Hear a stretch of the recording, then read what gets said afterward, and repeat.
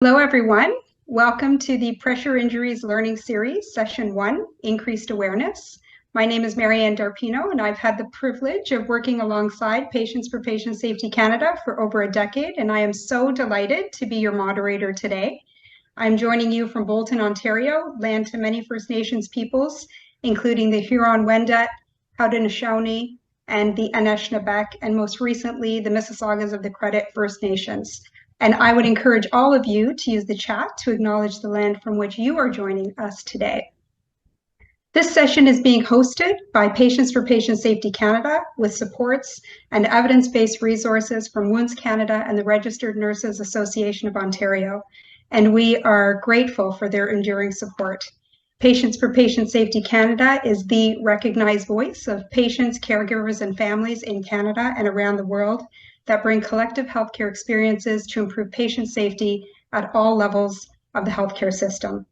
Patients for Patient Safety Canada acknowledges the unique and valuable perspectives of healthcare providers, leaders, policymakers, and managers of healthcare organizations across all healthcare sectors. By working in partnership, we help to ensure that patient safety decisions, actions, and initiatives are truly patient-centered and result in safe care. Our strength in sharing our experiences allows stakeholders to meaningfully engage with us and work together to ensure we make meaningful impact toward our vision for every patient safe. We're hosting 2 sessions about pressure injuries in honor of World Patient Safety Day this Sunday, September 17th, and Canadian Patient Safety Week in October. There are 2 sessions in this learning series. Our goal for the first session is to share diverse experiences and raise awareness of pressure injuries. Our goal for the second session will be to inform, share, discuss resources to help empower patients and families to prevent and manage pressure injuries. We wish to be as inclusive as possible and reach as many patients, families, and other care providers, and to help bring attention to this important issue. The recording of this presentation will be available, and we ask your help to raise awareness by distributing and sharing this knowledge within your network. The link for this Google slide presentation will be available in the chat and at the end of the presentation today. The web links are underlined so you can click them for more information. I have one housekeeping item for you. As we will be playing videos throughout the presentation, I ask that you double check your own speakers to ensure your volume is turned up. And now it is my pleasure to introduce Yvonne Marcoux, member of Patients for Patient Safety Canada and co-chair of the Knowledge Translation Working Group. Over to you, Yvonne. Wonderful. Thank you, Marianne. Hi, everyone. I'm Yvonne from Patients for Patient Safety Canada. I just wanted to let everyone know that I do have a paralyzed vocal cord, so my voice will go in and out and be a little bit goofy, but I really want to do my best for you guys today, so I hope all goes well. In this session, we wish to share our experiences about how these preventable injuries occurred in order to raise awareness of this important issue. In doing so, we hope to support patients and caregivers with information and skills to help reduce suffering and save lives. Today is about bringing awareness and attention to this important issue affecting vulnerable patients in honor of the World Health Organization's World Patient Safety Day. In the second session on October 25th at 11 p.m. Central, we wish to discuss prevention and other important resources. Many families state they wish they would have known about pressure injuries and how severe they can be. Today, we'll discuss what to look for and talk about the terrible impacts of pressure injuries on our loved ones. It's time to ensure that pressure injury prevention becomes a critical component of all aspects of safe patient care. Prevention is key to minimize harm. To make sure that we're all on the same page, we would first like to explain what is a pressure injury and how does it occur.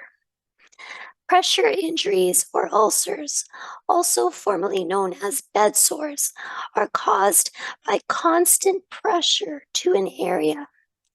The pressure cuts off blood circulation, causing a loss of oxygen and nutrition to the area. This damages the skin and tissues, creating an injury.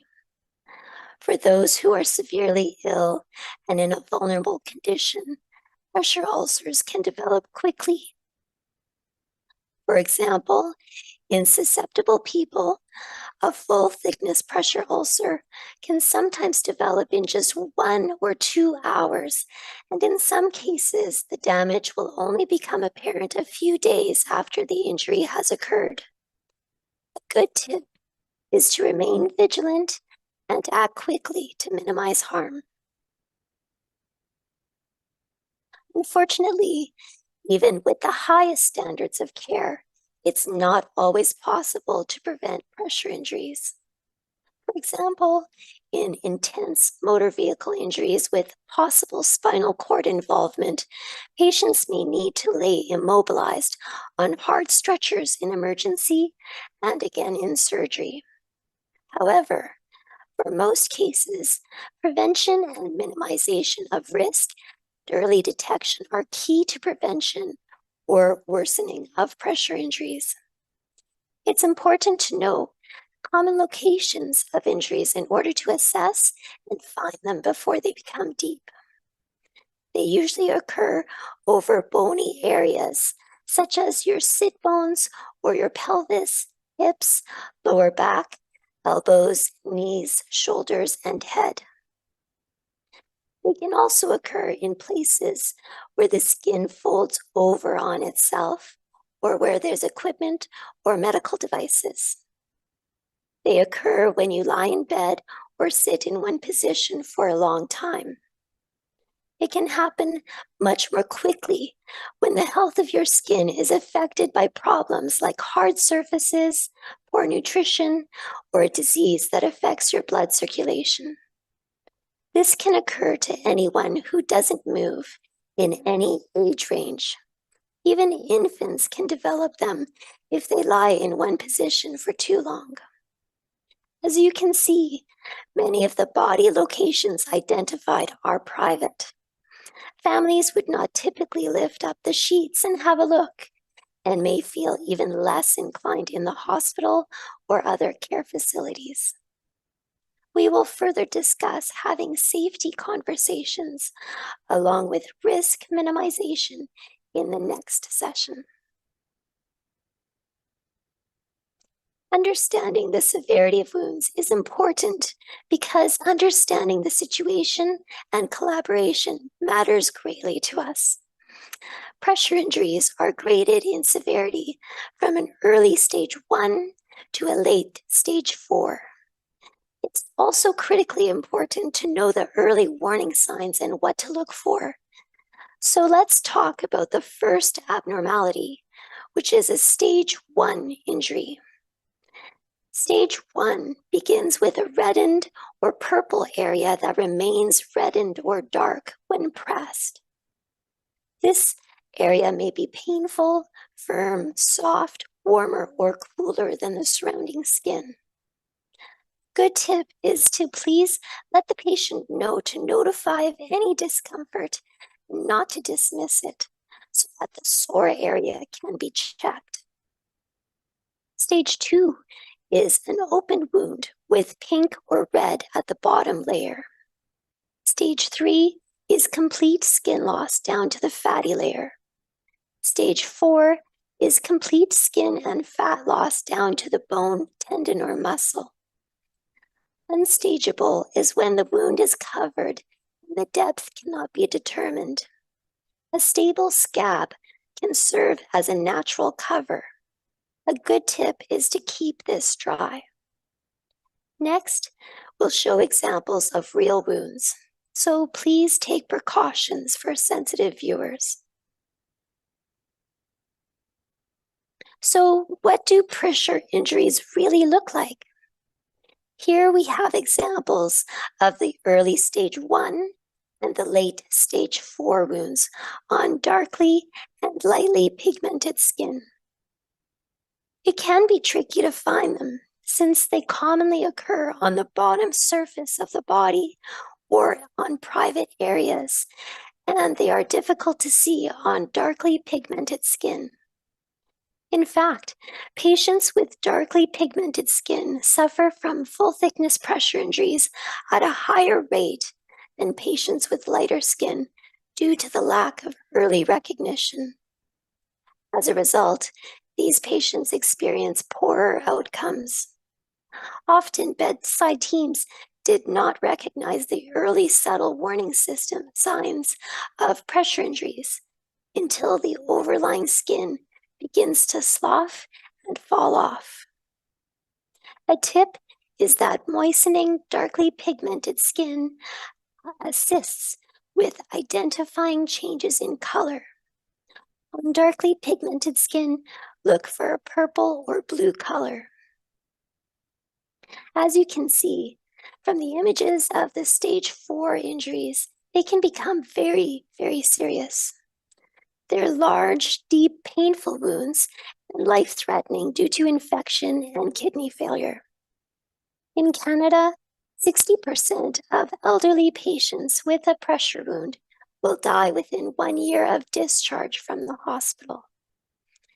Each year in the US, nearly 60,000 people die because of complications associated with pressure wounds. All stages of pressure wounds are prone to complications, but especially stage 3 and stage 4. These complications include cellulitis, osteomyelitis, necrotizing fasciitis, also known as flesh-eating disease, gas gangrene, and septicemia.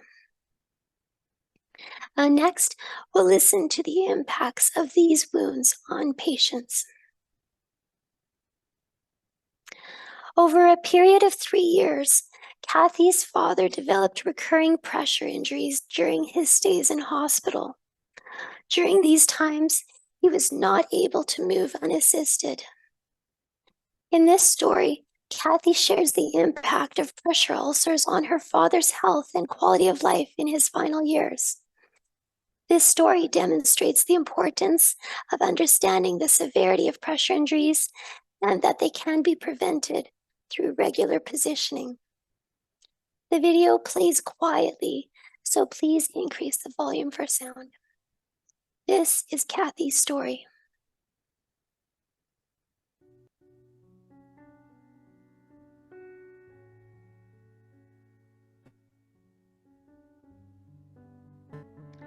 My dad was always very physically active, despite having suffered a back injury from a mining accident at the age of 23. This left him with chronic back pain, but he still was able to work on the railway and the farm. My mom, sisters, and I could tell he was in pain, although he never complained. Dad and Mom were always independent, and they stayed on the farm as long as they could, but eventually Parkinson's affected Dad enough that they had to move into the city. The first time he was admitted to the hospital was when he had pneumonia. Over those 2 weeks, he didn't get out of bed much at all and started to complain about back pain. It wasn't until he arrived back home that we saw the quarter-sized weeping open wound on his spine. The home care nurse confirmed that it was a pressure ulcer resulting from being in one position too long. The bony part of his spine from the accident years before had increased the pressure in that one spot and broken the skin. With the care of the home care nurse every day, it still took months to heal and for the pain to be managed. The second time he was admitted to the hospital was a year later. He had fallen and broke his femur, which required surgery. He spent another 2 weeks in the hospital, and after being transported home again, we found that the original pressure ulcer reopened and was even bigger. We understood that it could be hard to reposition someone who had a broken femur, but at the same time, we knew he was supposed to be moving around as part of his physiotherapy. How could this have happened again? The staff at his long-term care facility did all they could to make him comfortable, turning him often in bed, placing pillows around him, using a special donut made for his back when he sat up, and giving him medications for his pain. But this time, the ulcer also required visits to the wound care clinic for debriding and bandaging. It took almost a year for the skin to heal again. The final time he was admitted to the hospital for pneumonia, we were nervous. For the first few days, we couldn't visit because of the COVID protocols, and one nurse said he would make sure the pressure wound wouldn't open again. The rules changed after a week to allow families to visit, and we discovered that his pressure ulcer had reopened again. We were beside ourselves. I said, "Dad, why didn't you ask them to turn you?" "They seem so busy," he said. "I didn't want to bother them." We decided that we would take turns to be with him every day and to reposition him ourselves. We knew what to do after the first 2 times, but the wound was so big, turning him made him scream in pain. Dad insisted he wanted to go home, and after 2 weeks, we discharged him ourselves. That pressure wound never healed. It was the size of my fist at one point, and it smelled terrible. The long-term care staff took good care of Dad, made the time to keep us informed, and addressed our concerns. He lived for another 2 months, and like always, he never complained much, even when we knew he was in pain. Looking back, it is hard for me to come to terms with the preventable pain that he had endured. A few minutes every hour or two could have entirely changed the last 3 years of my dad's life. And that is why I am sharing our story.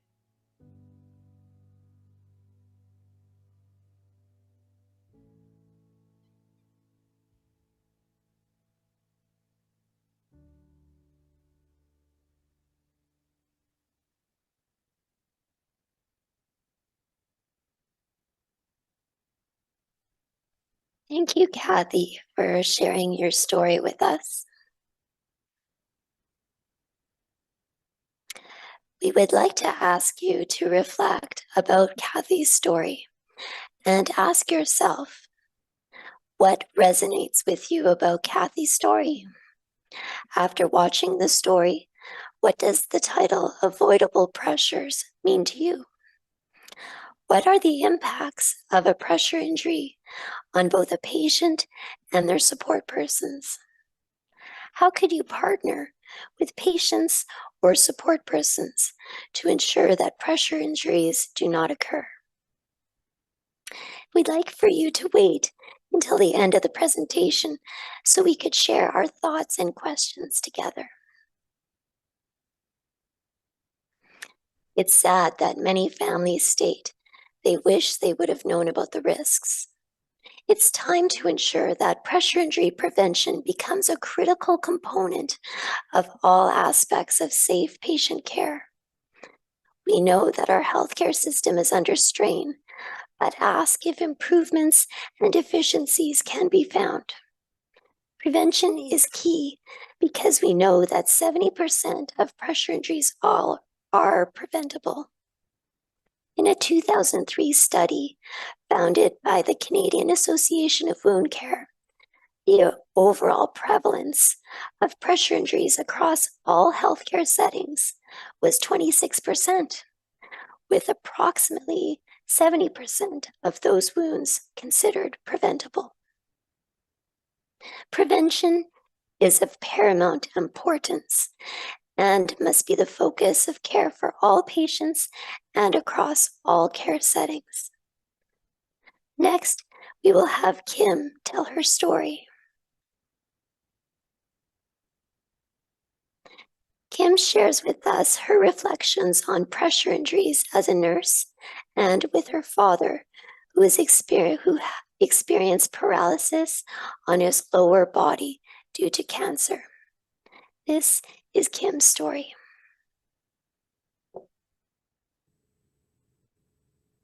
Hello everyone, and welcome to our webinar on pressure injury. As a nurse, long-term retired nurse, I've seen all stages of pressure injury, and I've seen their treatment. And when I try to conjure up these images in my mind, really only 3 sort of have stuck with me all of these years. The first one is when I was 19 years old. I suppose I was somewhat impressionable, and I was a nurse's aide in a long-term care facility. Sunlight bar soap was the skin protectant that was used, and it was rubbed onto all of those reddened areas. now that would be defined as stage 1 pressure injury. Stage 2 and 3 were treated by exposing the buttock to a window with the sunlight, again sunlight, streaming in. At the end of the summer, what I recall is that are these images of very tanned buttocks and healed ulcers. And the second image that comes to mind, who I recall, is a very pale person, a bit obese, but nutritionally depleted, with very badly decomposed buttocks. Probably the worst I've seen. And in this case, the patient tried to manage his situation at home and was not successful. And then I remember my father's wound, and it was almost as large. And when this image comes to mind, it's accompanied by the thought that there are some things that a daughter should not see, even as a nurse. Dad loved life. He was highly energetic, a hard-working farmer, and a gifted old-time dancer. His legs were everything. They were powerful, with rock-solid calves. And then, all of a sudden, his legs started to fail him, and he was falling.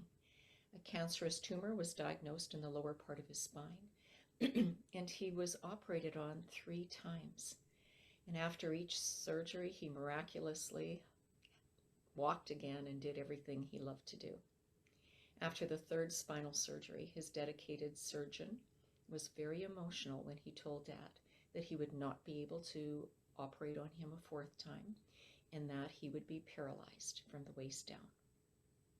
I mention this because healthcare workers cared deeply about Dad at every stage of his treatment and through his death.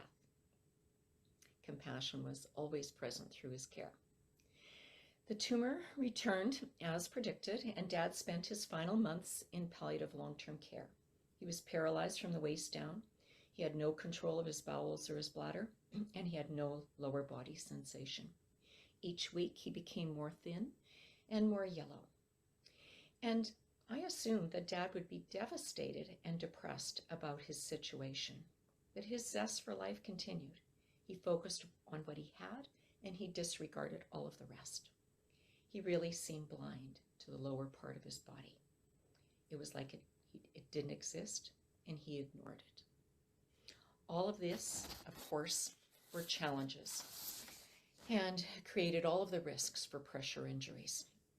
A nurse pulled me aside one day, and she didn't hide her deep concern. "We can't get your dad to lie down," she said. "He wants to sit in the wheelchair all the time, and he's developing a very bad pressure ulcer on his buttocks." Dad, he wanted to live every remaining moment upright. He wanted to be engaged in everyone and everything around him. And he jokingly said, "I have a lot of time ahead where I'm going to have to lie down."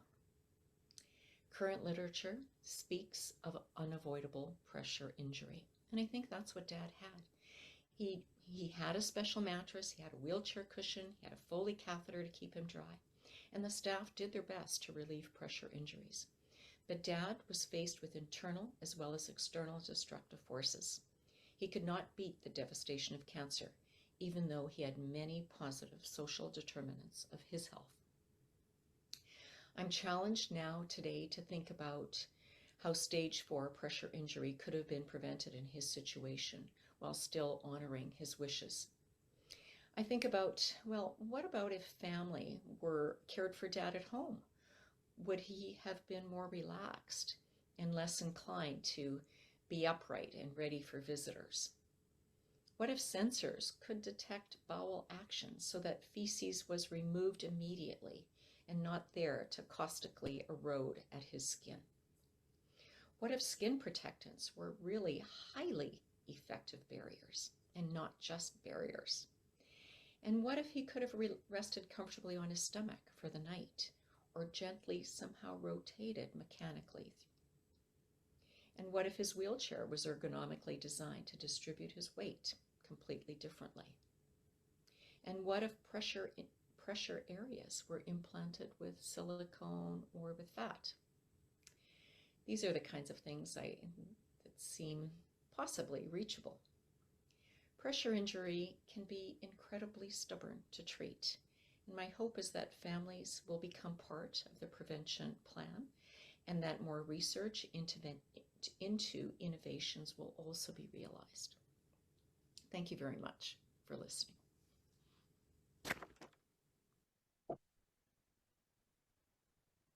Thank you, Kim, for sharing your story with us.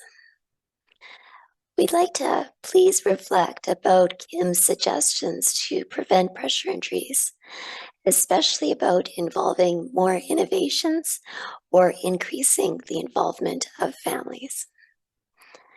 Next, we would like to address a very important issue, which is the specific individual context for patients.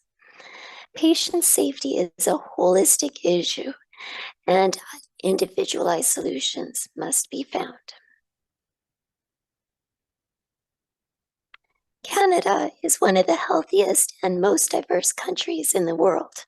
However, some Canadians are healthier and have more opportunities to lead a healthy life. Understanding factors why some people get pressure injuries and why some don't, and root out some of the causes and inequities in care. While pressure injuries are obviously influenced by physical and environmental factors, we would also like to take a moment to step back and take a broader, more holistic view.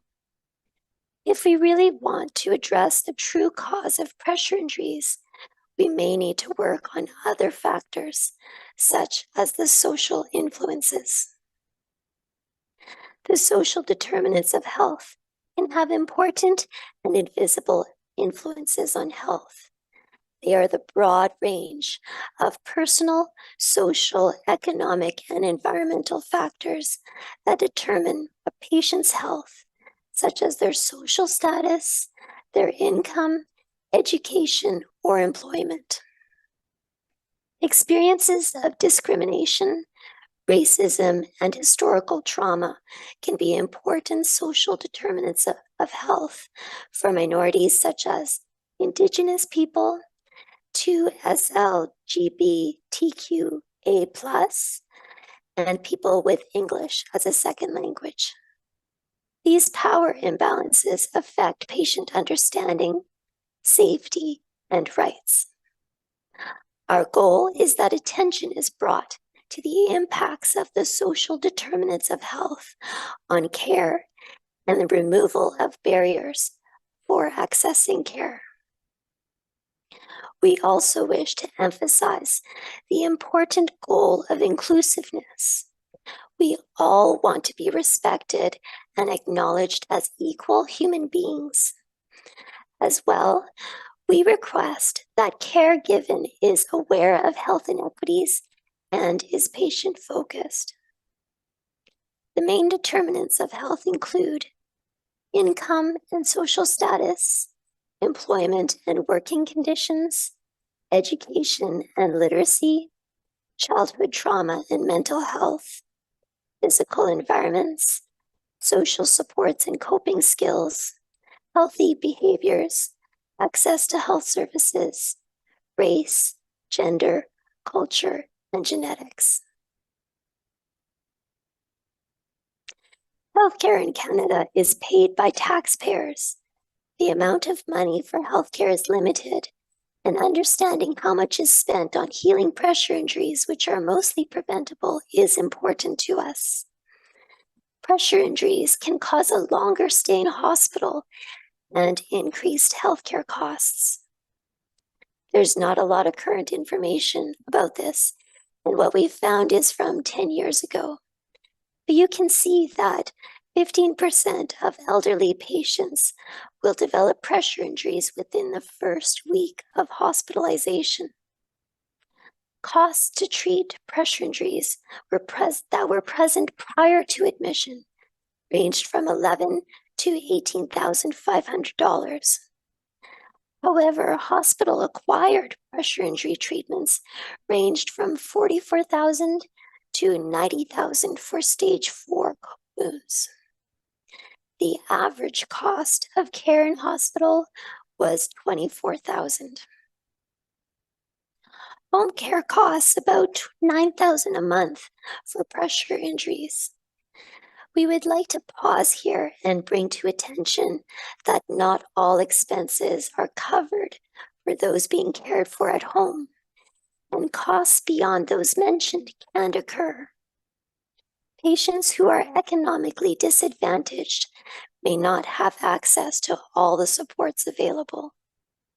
The challenge is to consider all the variables at all the levels of the system and work to bridge gaps to improve the quality of care for every patient. We support the reduction of health inequities. Reducing health inequities means helping to give everyone the same opportunities to be healthy, no matter who they are or where they live. All of us need to be aware of these invisible forces and work towards better health for all Canadians. For example, we need to address hidden biases and stigmas to people who are disabled. Poverty, which includes the lack of resources and choices patients have. Exclusion of people who are mentally ill or have experienced trauma. And low health literacy for those who don't understand the risks and harms of pressure injuries. We would also like to briefly discuss emphasizing care that is patient-centered and culturally sensitive. Care providers should strive to keep the patient's needs and perspectives at heart, contributing in a way that tries to prioritize the needs of the patient. All patients have their own particular contexts and social relationships. These might impact how to best interpret their preferences and well-being. Healthcare providers should respect the informed, voluntary wishes of patients. Any decisions should be mutually agreed upon by the patient and their circle of care. Collaboration is key. Next, we will have Genevieve tell her story. And now we'll hear from Genevieve. I'd unmute. Hi, everyone. My name's Genevieve. And I want to tell you about my Auntie Carolyn.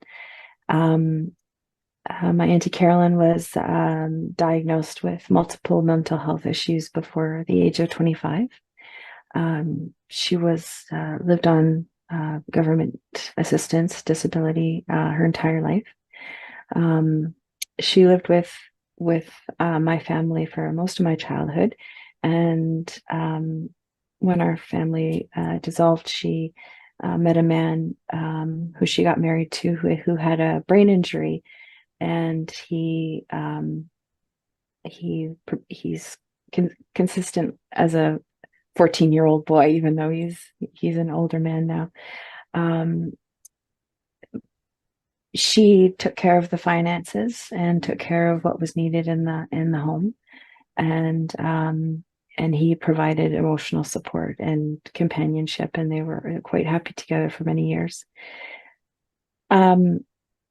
They moved close to her mom, my grandma, for support and help, and they lived in the same apartment building, which was great.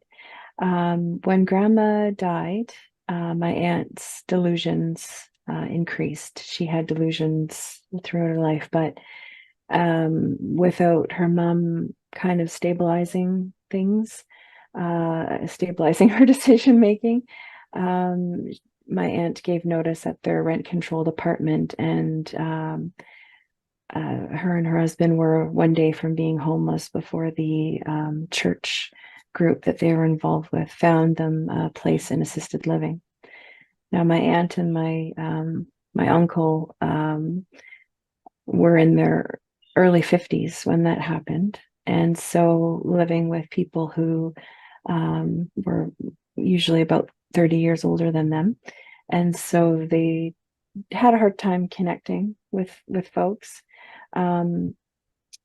But they lived there for a few years, was away from anybody that they knew, about an hour away drive in rural Ontario, but that was the only place that they had found a place to live.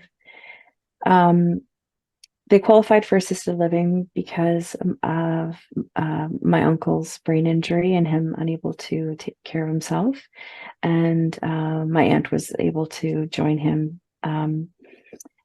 Because assisted living doesn't provide any medical support, you have to find that outside of the assisted living setting.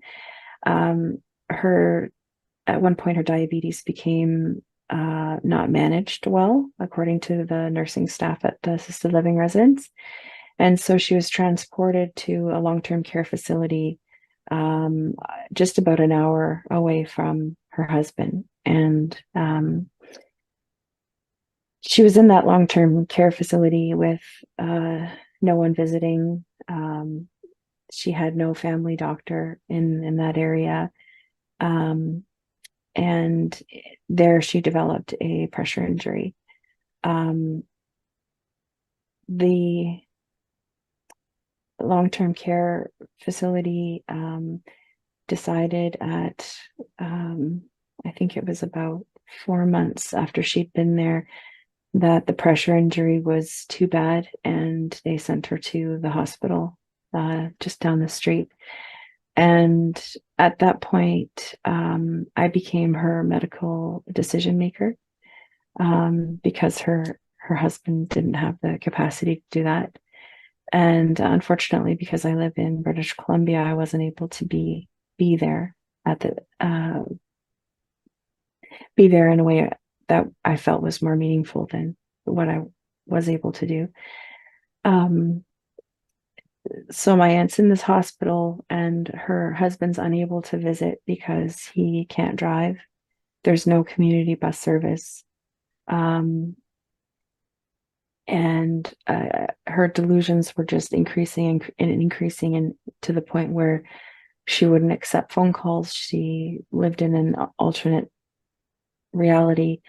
And the pressure sore had developed into sepsis, and she was refusing care. And at that point, after about a week of talking with the doctor on the unit, I agreed with my aunt's decision to stop treatment, and she subsequently died at age 59 in the hospital, in a rural hospital in Ontario. I miss her, and I miss that she didn't have anyone with her when she died, and I feel like she was let down a lot in life. Speaking about those social determinants of health, poverty being one of them. I don't know if folks here understand, but if you're on Canada Pension Disability and you meet a partner, your joint income is, your joint payment is less than if you were separated. So actually finding companionship, building a life is a detriment to your ability to have healthy food, to have good housing.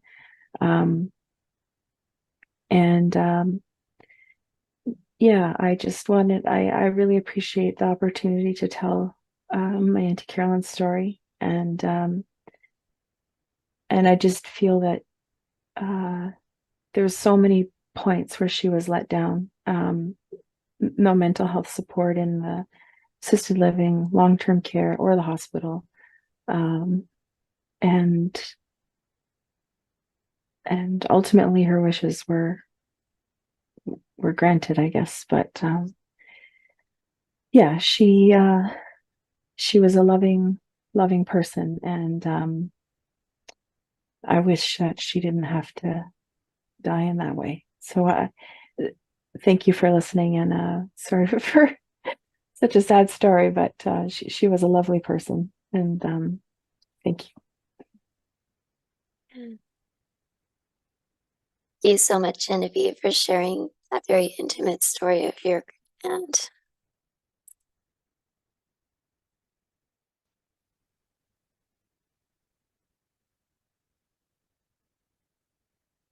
Okay, so to make it easier for you to check out the sources we've used and to find more detailed information, we've included the links for this Google slide presentation in the chat. You can open the link and find in the presentation everything that's underlined a link, or you can go to this slide and find it all together here for your convenience. As well, as World Patient Safety Day approaches on September 17th, there is a blog story available as well from Alice Maybe from the Patient Advisors Network, Katerina Kovacs Burns from Patients for Patient Safety Canada, and Adrian Zaram from Healthcare Excellence Canada. They reflect on the vital role of patient partners that play in the safety of healthcare. And read the story, and there's a link right there for you. We would especially like to thank the volunteers who shared their stories with us, my co-chair Paula, and the many wonderful hands that helped to create this presentation. We thank you so much for your time. We hope to have connected with you in order for you to remember the impact of pressure injuries on our loved ones, and perhaps persuaded you a little to help us work together toward creating improvements to patient safety and the reduction of pressure injuries. We have the following call to action. For patients, families, and caregivers, become aware about the risks and skills to manage or prevent pressure injuries. Increase awareness of contacts and resources that are available to help. Notice what is happening and gather information. Get involved and act quickly about the degree, get involved and act quickly in prevention and management of pressure injuries. Please have an honest, respectful conversation about the degree you want to be involved. Seek guidance from healthcare providers about how to be involved, and seek support to build resilience and prevent burnout. Advocate and share your voice to bring concerns to the attention of healthcare providers. You have a right to express concerns about your care. As well, consider raising your voice to make improvements for healthcare quality and safety for all patients. We also ask for mandatory reporting and better statistics to be provided to the public. For healthcare providers, proactively prevent and manage pressure injuries. Prevention results in lives saved and reduction of suffering and harm. 70% of pressure injuries are preventable, and prevention is key. Lead the care and collaborate. Take ownership of problems. Collaborate with interprofessionals and families and their caregivers to reduce gaps in healthcare. Promote consistent action with appropriate assessments and quick follow-through with treatments or corrective actions. Educate and coach patients, families, and caregivers to learn the risks and participate in care. They are a valuable member of the team. Focus on patient-centered, culturally sensitive care that is also sensitive to the social determinants of health, and work toward the reduction of health inequities. This includes increasing the empowerment of the patient, caregiver, and family voice. We will be discussing many details of these action items in our next session on October 25th. I hope to see you there, and thank you so much to everyone. I'll hand off next to Marianne. Thank you so much, Yvonne. I too wanted to especially and sincerely thank Yvonne, Kathy, Genevieve, and Kim for sharing your stories. And I'll also note, and Donna for sharing your note in the chat. It's just such a powerful reminder of the critical importance of patient advocacy. So thank you all so very much. So next, I'm so glad to see that we have some time together at the end here, and we'd love to hear from you. So we had some questions, but really we wanted to make this as interactive as possible. We had some thoughts and inquiries about how pressure ulcers, injuries have or do affect you or have affected your family members.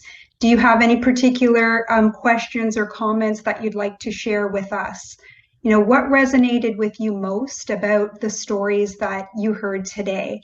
And we invite you to use the Zoom chat box, or please add to this presentation with your comments by using your cell phone camera to scan the QR code, and your comments will actually appear on the slide. So I will just, I realized that I actually didn't have my video on. I'm sorry about that. Here we go. So, and please don't feel shy to just, open up your mic. We're an intimate group today, so we'd love to just hear from you and have a little bit of interactive conversation.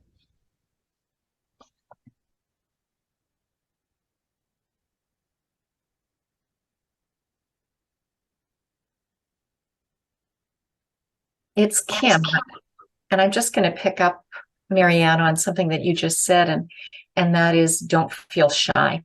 And I think when we accompany our family members, or we are a patient in a healthcare environment, we are a bit shy, right? It's not our territory. And so I think there's that challenge of, how do we check and oversee what's going on under the blankets largely. These kinds of things are kind of hidden to our plain sight. And so, I think one of the things that we have to do is, gain permission from our family member, give permission to our family members if we're the patient, to, check on things, how things are going now that we have this information about what those early stages look like, and even before those early stages develop. So anyway, I've always thought being shy is a little bit of is part of the problem with avoiding pressure injury. Yeah, absolutely. Very well said. Thank you so much for adding that, Kim. Donna, I see your hand up. Go ahead. Hi, wonderful session, everybody. And as always, the stories are so impactful. I have two things that I'd like to say. Number one is that, being a nurse for almost 47 years, we have seen where when residents are admitted to long-term care, we have a fall risk that we have to do. And I know in Saskatchewan, we have a wound risk as well. Are they at risk for pressure injuries? Is that common across the country? And if it isn't, perhaps we should be advocating. I know there's a session or push out there right now for long-term care and excellence in long-term care. And maybe that's something we could push for, is that not only do they fill out the form, but they really pay attention to whether or not this person is at risk and is developing a pressure sore. The other thing that I'd like to ask is, what new treatments are there out there? And does anyone know of any new treatments that could be possible? We have a daughter with spina bifida, a very high spina bifida. So she is paralyzed from about mid-chest down. And only through the grace of God has she not experienced pressure sores in all her multiple hospitalizations. And I guess probably due to me being at her bedside and making sure too. But, you know, so that's two things that I'd like to bring to light or to ask about. Thanks so much for that, Donna. And so I think the first part of your inquiry was around the standardization of screening. Is that correct across the country? Yeah.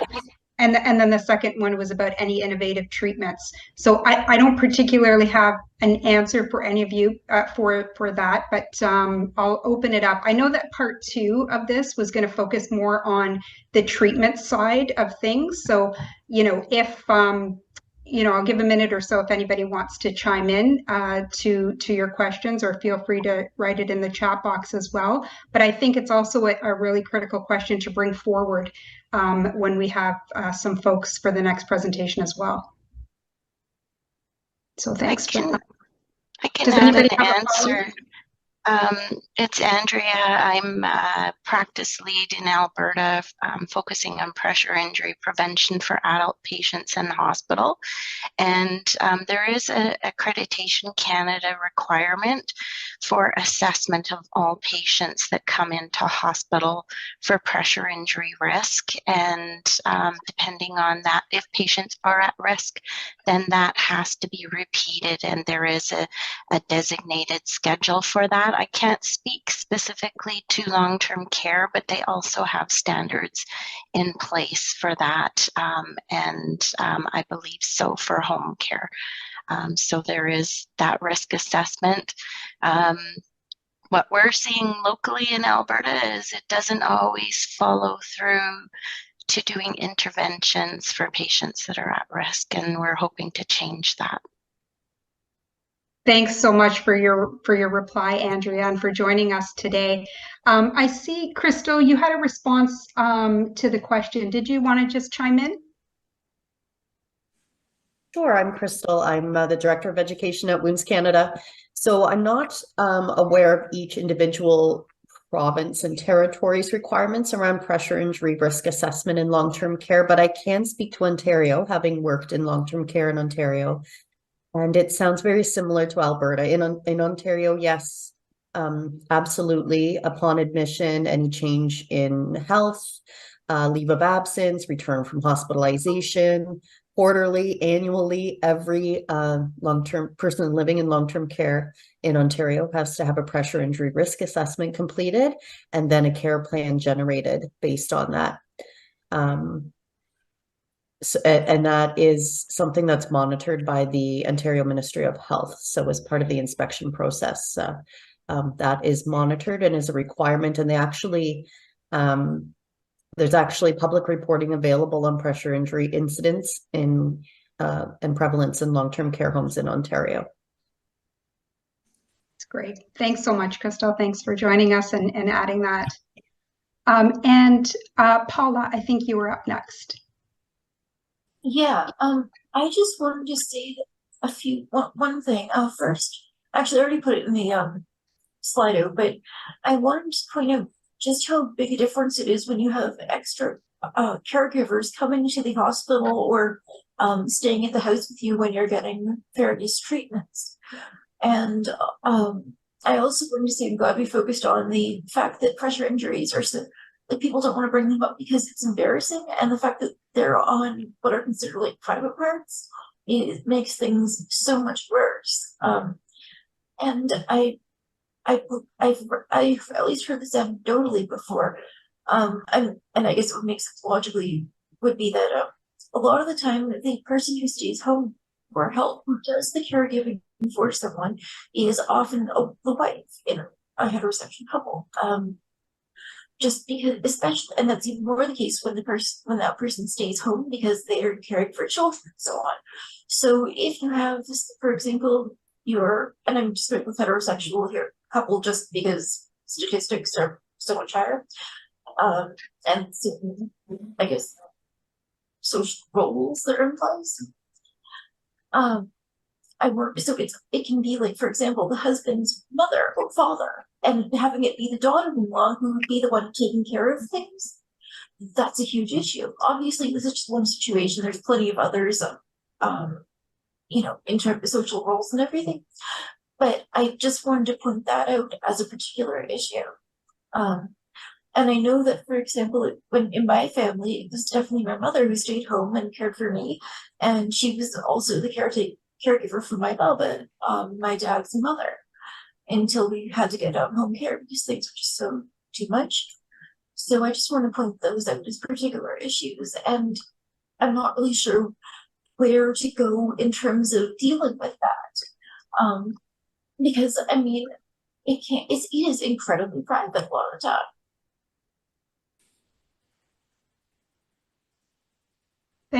Thank you, Paula, for sharing that. And maybe I would just ask if anyone has any comments for Paula, if you could kindly write them in the chat, that would be wonderful. And I'm just looking across the screen. Lori, I think you're up next. Hi, yeah, I'm brand new, so it's really nice to be here, and this was a fantastic educational meeting for me. I feel like I've just enrolled in a new university program, so yeah, this is great. And I wasn't sure actually when I joined this meeting whether my experience would be helpful, but I think it is. So I'll just tell you a little bit about that very quickly. 8 years ago, I had colorectal cancer, and I had the usual chemo, radiation, surgery, and more chemo. And because they couldn't avoid giving me a colostomy, so they had to deal with removing my anus and rectum and then sewing that up. And a problem that I had actually for 2.5 years was that incision would not close. And that was the result of radiation. As you probably know, radiation doesn't discriminate between cancer cells and healthy cells. So I had a really fragile wound that couldn't support stitches. And I was having sometimes daily, sometimes 3 times a week, nursing care in my home to try to heal the wound, and nothing was working. And I went from doctor to, I'm in London, Ontario, and I went from doctor to doctor to try and figure out, okay, what can I do? There must be some answer here. And nobody seemed to have any ideas. And I finally got, I'm not one to like, I turn over every stone looking for an answer. That's just kind of who I am. So I finally I got a referral to a surgeon at Mount Sinai in Toronto, and the first thing he said to me was, "Oh, I think you'd be a good candidate for hyperbaric oxygen therapy." And I said, "Wow, I don't even know what that is." So long story short, I was referred to Hamilton General hyperbaric oxygen therapy, and 6 weeks of daily hyperbaric dives turned my wound around completely. It finally turned pink. It was this sort of, zombie white for 2.5 years. It finally turned pink and it began to heal, and it's healed now for 8 years. But what is upsetting to me is that nobody in London pointed me in that direction, and I went through umpteen doctors. And when I hear some of the issues that can come from pressure ulcers, I look at the list of things that Health Canada will cover. Well, it's basically that most of the provinces, I think, will cover hyperbaric oxygen for. So Yvonne, you had mentioned osteomyelitis. That's something that the provinces will cover, and gas gangrene is another one that's on that list. And I wonder how many people even are aware of that. For me, I probably went through 8 doctors, total, looking for answers. And it wasn't until I finally got this one doctor who understood about hyperbaric oxygen therapy. So when I spoke to, yesterday, actually, I emailed my contact at Hamilton General in hyperbaric medicine, and he says, if we have so few hyperbaric facilities attached to medical schools in Canada, and he said, if you don't train with it, you really don't understand the technology. And then when you get out into practice, you don't really know how this can be helpful, and you're less likely to consider it as a treatment.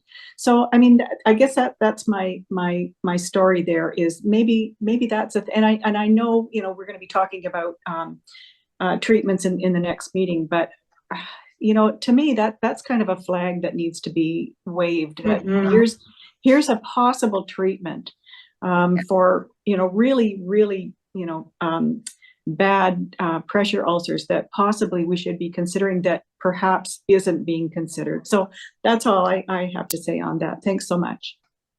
Thank you, Lori, and welcome. So thanks first of all for sharing your story, for persevering, and also reminding us like how important, you know, it is to have family advocacy, but self-advocacy as well. So, I mean, and we're so happy to hear that you've got some treatment now that's working. So that's awesome. And your other point about just raising our collective awareness about those, you know, those treatments that we might want to pick up on the next webinar is really important. So thank you. Thanks so much for sharing that. I'm just going to do a time check. So I see we're a minute over our time, and you know, if folks do need to leave, please by all means do that.